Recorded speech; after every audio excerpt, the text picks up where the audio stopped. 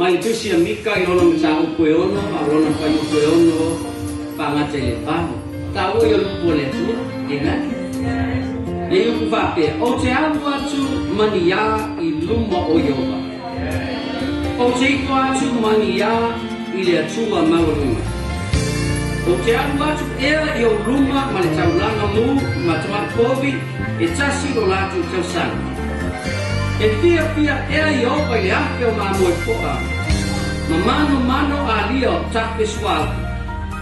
O te tuina atu ea la matua, e sui au la soli tu la kono.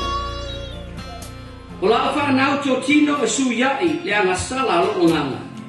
Sole, ule vanu. Sole!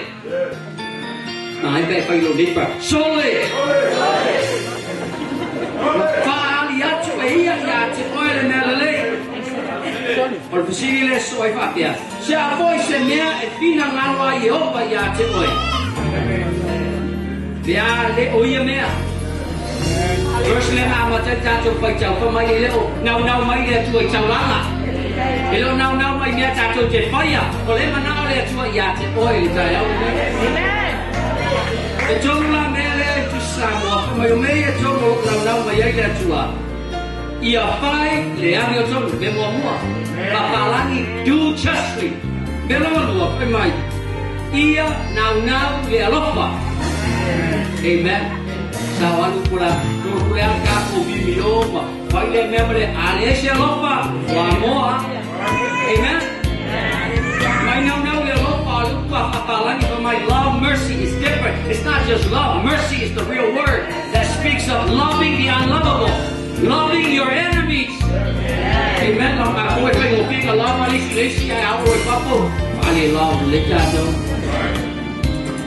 Alam mo muli ba iya pewai malawa tua maleloto mawala. Do justly, the first thing, love mercy, the second requirement, and then the third thing, the Bible says for us to walk humbly before God. Amen. Ke tulu lau tātu sau ni tā wak i le tua i nei tā iau, amen. Le umi koe, wapu i le kai umi. Ai whai ase no ngai umar mele ka mea rangai.